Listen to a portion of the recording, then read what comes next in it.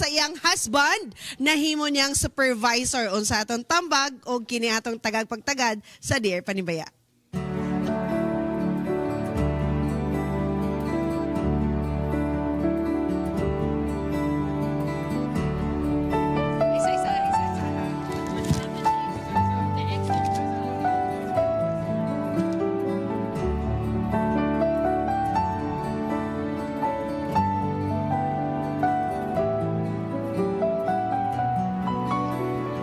Dear Panibaya, please help. The ex of my husband is now my supervisor. My motivation is injured, and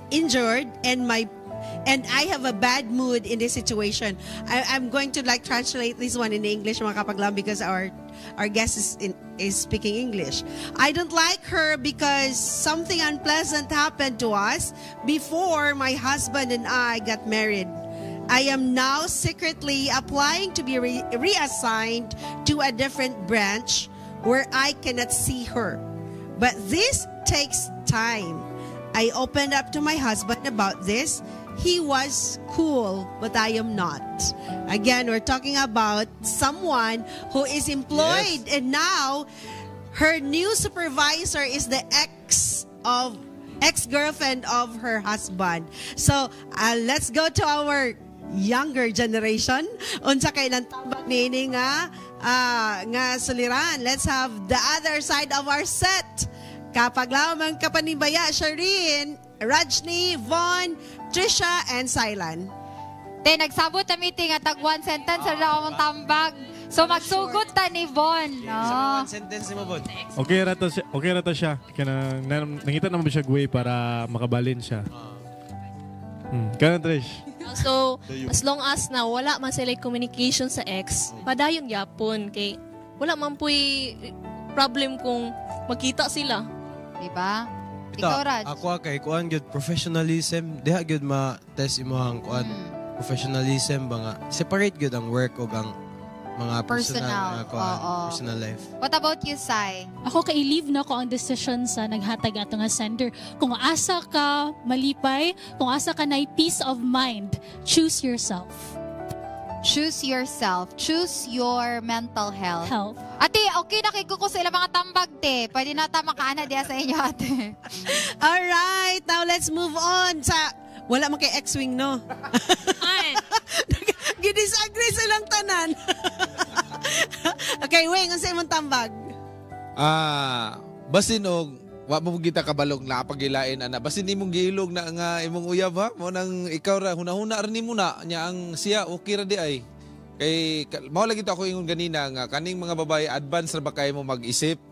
Unya imo piling lang nimo na ang mayo na sekreto na imo siyang amigahon, imo siyang istorya-istoryahon kay basin ang kana mapildi mo kamo mga babae dali ra ba mo mapildi hunahuna lang. Pildiho na mo sa una-una.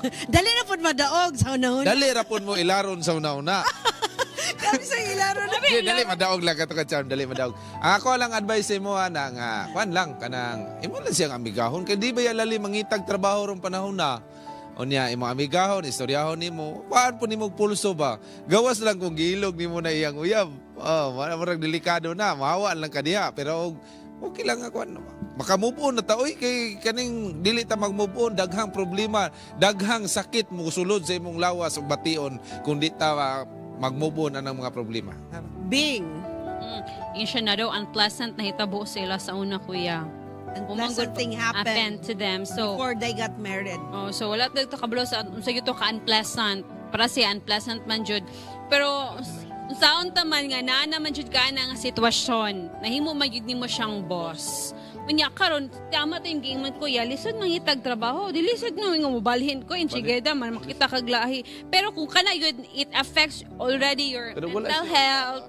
Dili na pod kay kana bitong ka lihok-lihok or you cannot be yourself in your work na jud. So pwede jud nga maka-transfer ka pero ibuhata sa ning atong amo mga gipang advice diri nga kanang limit unnecessary interaction.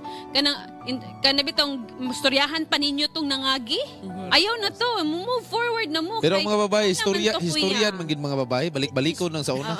But ako, Bing, I would like to give advice, no, that maybe you have to sit down first with that boss. Tell her that whatever happened in the past, Yeah. kumbaga setting boundaries. Trabaho. Set the boundaries. Start with a clean slate, anak. Yes, start with, okay, now I know nga I am one of your staff na, and whatever happened in the past, Correct. can we leave it behind? Yeah. Then we have to start anew. I will be supporting you. Okay, I listen. am your worker. Yeah, diba? lisod ba yung mangita og trabaho mo Lisod, resign ka. So, okay lang magpariasan ka sa another branch. So, of course, nagyapon ka trabaho. Pero it's a sign that you have not grown up with the Yeah, with the season season. sa imong life. Napo na isa, Charm. Kay iyamang boss, siyempre, trabahante man siya. Trabahante ba sin pong makig-boss po siya? Mga mo nang mahadlok po siya sa iyang kwan. Lagi. Oo. Pastor, what can you say? Well, all I think about is that you were put in that situation because there is something you still need to let go of. And as Jesus was saying, if you commit yourself to Him, only Him will give you life and happiness. That's all I can say. Because I think that's one of the challenges she's going through. But she needs to let go of something. Maybe she still loves the husband or whatever happens to them. But you just need to let go of that and make amends with whatever happened between them. Yep, that's... All right. Thank you so much, atong letter sender. Go back to your boss and talk to her. Make And then maybe start with a prayer. Yeah. That's the sign of sincerity. The views and opinions expressed in the program are those of the hosts and guests and do not necessarily reflect or represent the beliefs and teachings of the program, the network, and the Seventh-day Adventist Church.